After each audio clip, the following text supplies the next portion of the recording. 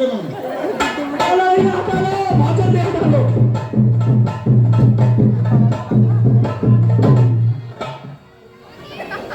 क्या बात होगा? हाँ मंत्री, ये तो यहीं पर खड़ा है विशाल पर्वत की तरह। क्या तुम बेशरम या बेशरम के बेटे का बाप?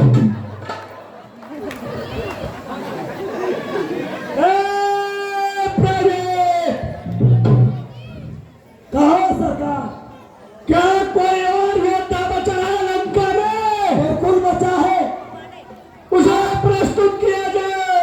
आपका पुत्र मेघनाथ बचा है। तुम कहाँ जाओगे? छोड़ करने? भैया आप तो थारी मूजी, और भैया सवेरे छोड़ करेंगे। मंत्री, हाँ, इसे उठाओ और कंसिल के घर फेंक दो।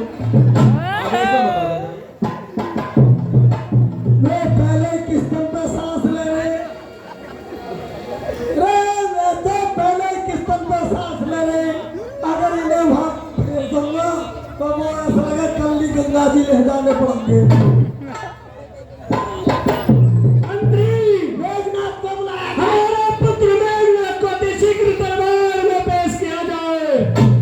श्री श्री साहब श्री मेघनाथ हाजिर हो। आज मैं किस्मत में हूँ साहिब मेघनाथ, और किस लिए थी इंतजारी? क्या है मुझसे काम पिताजी? जय शंकर, जय शंकर की पुत्र इंद्रजीत। पुत्र इंद्रजीत, हमने तुम्हें एक बहुत ही आवश्यक कार्य से बुलाया है। कौन सा कार्य? बाली के पुत्र अंगद ने हमारी सभा में पैर जमा रखा है, और लंका के सारे योद्धा इस पैर को नहीं हिला सके। इस कारण मैंने आपको सभा में बुलाया है। पुत्र, जैसी आज्ञा। इसे उठाओ और रामादल में फेंक दो। ऐसी आपकी आज्ञा।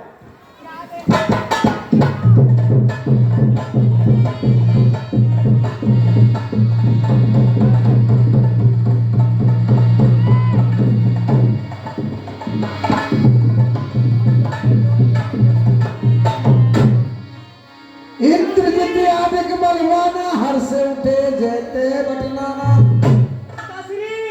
इसका पैर तो शेषनाग ने जकड़ रखा है। मैं 3.5 फंदे तक तो काट सा, और 3.5 रह चुके। अब मेरी संध्या का समय होता। पिताश्री जय शंकर। अरे लंकेश जय श्याम रामचंद्र की जय। अरे पैर पकड़ने में, दशानन सेवक के पैर पकड़ने में क्यों इतनी लज्जा? क्यों नहीं पकड़ता रामचरण? उस मेघ को लज्जा खाता है। हाँ, मैं क्षमा नहीं कर सकता हूँ लंकेश, मैं क्षमा नहीं कर सकता हूँ। हाँ, इतनी सहायता कर सकता हूँ, अपने स्वामी से क्षमा करा सकता हूँ। अरे क्या गरज पड़ी है दीपक को? क्या गरज पड़ी है सागर को, जो किसी ताल से जाकर मेल करे? किस लिए दिवाकर दिव्यनाथ किसी ताल से जाकर मेल करे? हट, भाग जा यहाँ से, अन्यथा बुरा फल पाएगा। जो तू जमा चलाएगा तो मैं तलवार चलाऊंगा। अपने स्वामी से जाकर कह दे, अरे तक पर हूं मेरण करने को, वो उल्टे पैर चले जाए, क्यों आए कटने मरने को। महाराज हे लंकेश, आप नाराज न हो, मैं रामादल को जाता हूं, लेकिन जाते जाते आपको एक बात समझाता हूं। यदि दोनों ओर संधि होगी महाराज, हे लंकेश, यदि दोनों ओर संधि होगी, यदि रघुराई की शरण गए, हे महाराज, यदि रघुराई की शरण गए तो जीते जी तर जाओगे, अन्यथा काल मृत्यु होगी। बहुत मारे जाओगे। हे लंकेश, मेरा तो केवल इतना ही आपको समझाना था। यदि आपकी जिस तन पर है महाराज, जिस तन पर है अभिमान तुम्हें, वो एक दिवस लुट जाएगा। अब अंत महाराज, बस अंत बसंत काले महाराज फूल आओ फूल लुट जाएगा। हे महाराज, ये आपका जो बसंत काल के साथ चेहरा है, एक दिवस छूट जाएगा। अरे अंगद, अरे रावण को किसी का भय नहीं है। जाकर कह दो उन तपसी बच्चों को, लंका वाले रण के लिए बिल्कुल तैयार हैं।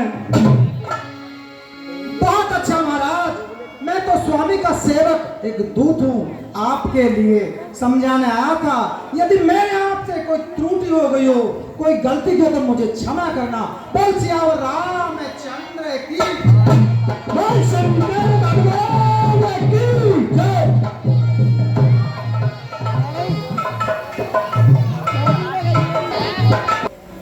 ये गौरव पंडित जी सह परिवार, मम्मी पापा, अपनी धर्मपत्नी, दोनों पुत्री प्रज्ञा,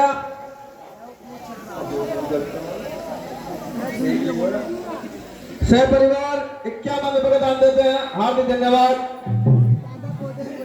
10 रुपए बाबा ड्राइवर साहब, ये ईश्वर ठाकुर जी के देवते शिया 20 रुपए। ये है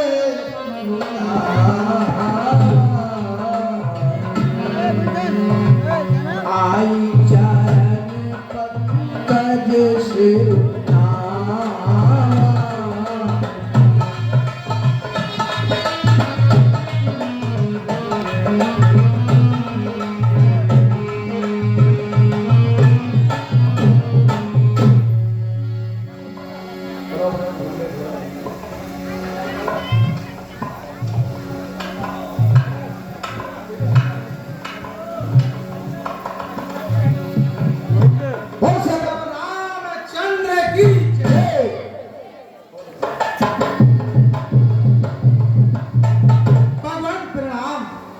खुश रहो। हे अंगद जी, क्या आपने रावण को भली बाती समझाया? प्रभु, मैंने उस अभिमानी को बहुत अधिक बतलाया, लेकिन उसकी समझ में एक नहीं आया। क्या कहा? प्रभु, साम दाम दंड भेद चारों नीति के बारे में आपके आदेश अनुसार मैंने उसे समझाया और आपके कहने से कुछ थोड़ा सा बल भी दिखलाया, लेकिन उस अभिमानी की समझ में नहीं आया। बहुत अच्छा। क्या कहना है लंकेश्वर का? भगवान, उस अभिमानी राक्षस केवल कहिए स्वामी, उसे तो केवल एक युद्ध के लिए और कुछ नहीं सोचता, वो रण करने के लिए तैयार है। आप रण की तैयारी की जाए। अरे रिपु के समा चार जात पाएगी, रामा राम सचिव सब निकटे बुलाएगी। हे भैया भालू वानरो, हे तात विभीषण जी, कहिए प्रभु। कहिए आपकी क्या राय है? भगवान, हमारी राय ये है कि युद्ध की तैयारी कर दी जाए। हे प्रभु, यदि ऐसी बात है तो आज युद्ध का पहला दिन है, इसीलिए युद्ध के लिए मैं स्वयं जाऊं, आप यहीं रहिए। नहीं अनुज, ये पहला युद्ध है। पहला युद्ध मुझे करने दो भैया, आप नहीं। आप यहाँ चैन से रहो, पहले युद्ध में मैं जाता हूँ। नहीं भैया, मैं नहीं मानूंगा, आप यहीं रहिए, मुझे जाने दीजिए। लक्ष्मण हठ नहीं करते, पहला युद्ध है, मुझे जाने दो। नहीं भैया, पहले युद्ध पर मैं ही जाऊंगा, आप यहीं रहिए भ्राता श्री। हे हे तात, अगर आप नहीं मानते हो, हे तात हनुमान जी, कहिए भगवान। आप जाओ और लक्ष्मण जी के साथ युद्ध करके आओ। बहुत अच्छे। परंतु याद रहे, लक्ष्मण जी को कदाचित अकेला मत छोड़ना भैया। ठीक है भगवान, सदैव उनके साथ रहना।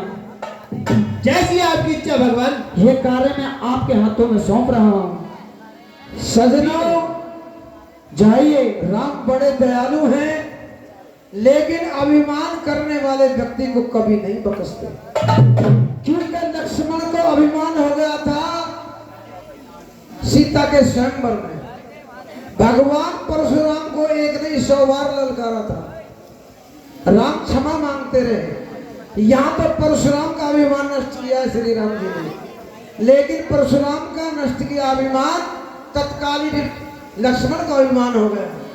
राम जी ने भांति प्रकार से समझाया, मेरे भाई, मेरे ललाट युद्ध में मत जा।